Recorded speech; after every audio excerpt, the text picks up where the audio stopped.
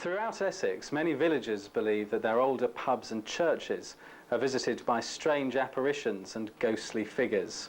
Could these be the restless spirits of former occupants, or are they just a figment of fertile imaginations? You might think that those initiated into ecclesiastical orders would have a better understanding of the afterlife, but many stories are still told of old churches and rectories in Essex being visited by the restless souls of nuns and monks.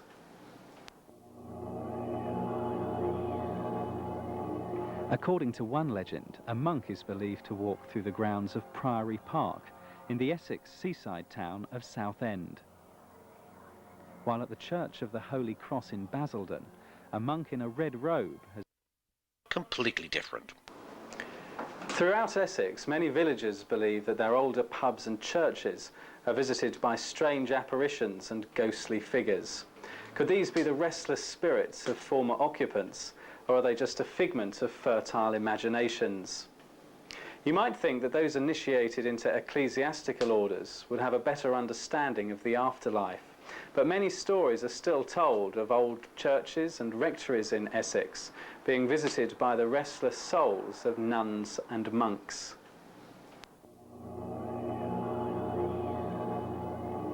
According to one legend, a monk is believed to walk through the grounds of Priory Park in the Essex seaside town of Southend.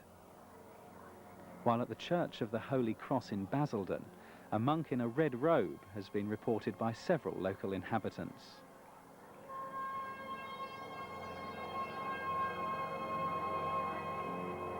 The most famous haunting of all is that of a nun calling herself Marie Lair. She's believed to have appeared several times walking through the grounds of the old church in the North Essex village of Borley. Borley Church stands on the Essex-Suffolk borders and is believed to be the most haunted place in Britain.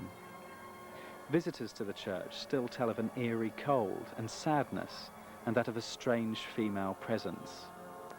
Despite more recent attempts by church officials to discredit the story, Borley has for many years attracted ghost hunters and psychic researchers.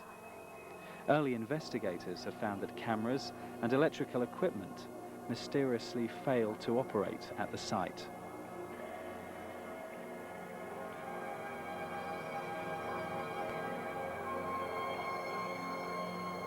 Borley Rectory was a gloomy mansion built in 1863 and was home to the Reverend Henry Bull and later his son Harry, who lived there until 1927.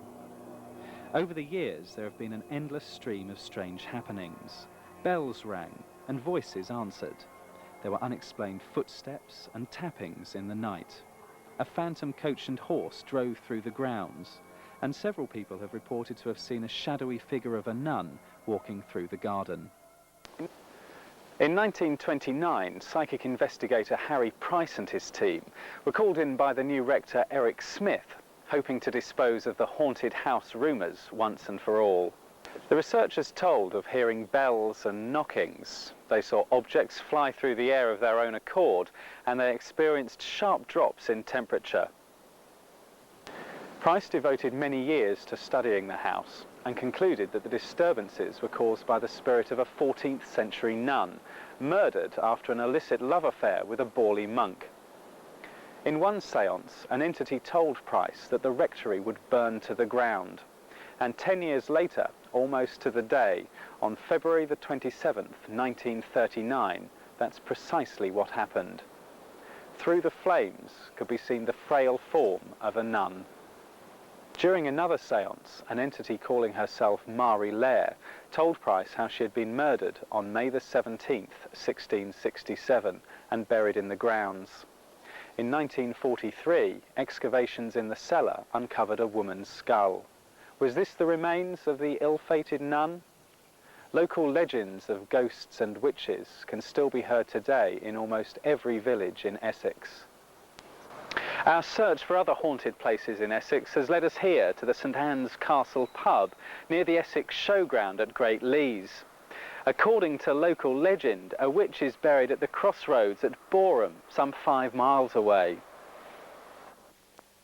Apparently, her grave was disturbed after the Second World War to make way for a new road leading to the local aerodrome. The stone was removed and placed here at the entrance to the pub car park. Local villagers still believe that this medieval inn is haunted. Could this be the witch whose faint cries have been heard by travellers? Or could it be the earthbound spirit of a child who is believed to have been murdered at the inn? Shirley, there's a local legend that the pub is haunted. When did you actually find out about it? When we went for an interview for the pub, they told us it was cold, very cold, haunted, and asked us if we'd still take it on. And we said we'd go and have a look. And do you actually believe the legend? I've got mixed feelings, but obviously different things, what Peter's heard, yes. How did the actual legend come about? It came about, as the locals told us, that in the war the Americans came, they couldn't get through with the tanks, and they moved the stone and some soil, and that apparently started things happening in the village. Now, you've recently taken over the tenancy here. Has anything strange happened to you? First couple of weeks I was a bit scared to stop upstairs on my own, and the only thing what's happened, one morning I was down in the bar with a customer, and one of the pills bottles dropped off the shelf as though somebody had really smashed it on the floor. Peter, the pub is actually very old. Do you plan to make any changes to it yourself? No, basically, not on the pub itself. Like I said before, it speaks for itself. So just leave it as it is. The character's here, so you don't have to alter anything at all. Now, you've recently taken over the tenancy here. Has anything strange happened to you? Nothing really. Dog played up one night, and I went up to see her. She's not normally like that. I left the dog, calmed the dog down, left her, got to the landing, heard some knocking from what we call the witch's room. Waited a little while, walked towards the room, it stopped. I walked towards the landing, I waited. At least 5 minutes, I completely tapping all the time. I quickly went down to the room, opened the door, everything stopped, there was no one there. And I just thought, well, okay, fine, I know what I heard. I came down, I just got on with the job. I know I heard something, so. What about some of the customers? Have they told you any stories about the pub? Oh yes, stories we hear from them. Yes, oh, they've told stories of seeing, some time ago, a long time ago, of a woman walking through the actual pub towards the ladies' toilets. Never came out. I don't know if it was the landlady or the landlord walked in to check, and there was no one there at all.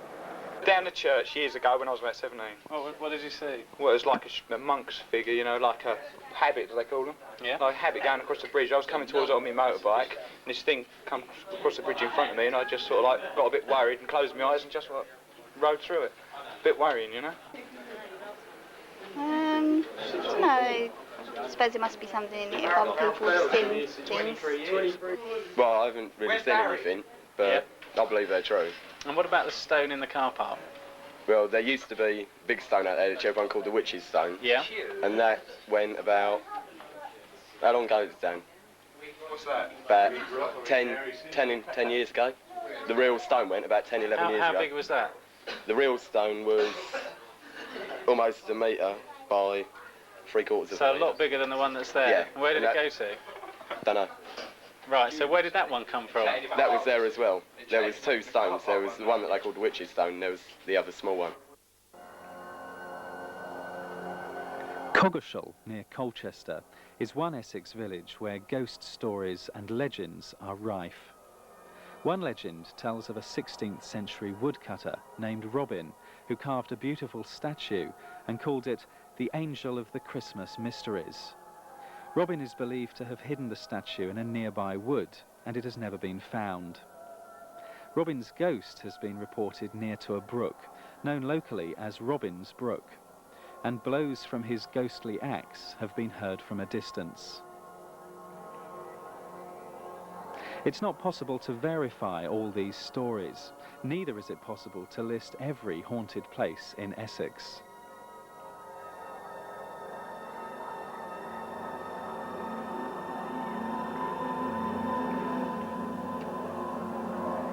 However, ghost hunters would be well rewarded for their efforts by visits to Tilty Abbey near Thaxted.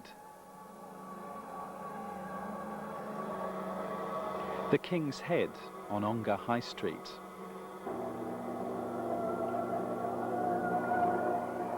The Swan Public House on Brentwood High Street. Or the ghostly procession of monks who are believed to walk through the grounds on Midsummer's Eve of this 12th century abbey at Beeley near Malden. Or even Henham Rectory, which is believed to be haunted by an Elizabethan lady whose portrait hangs in the building.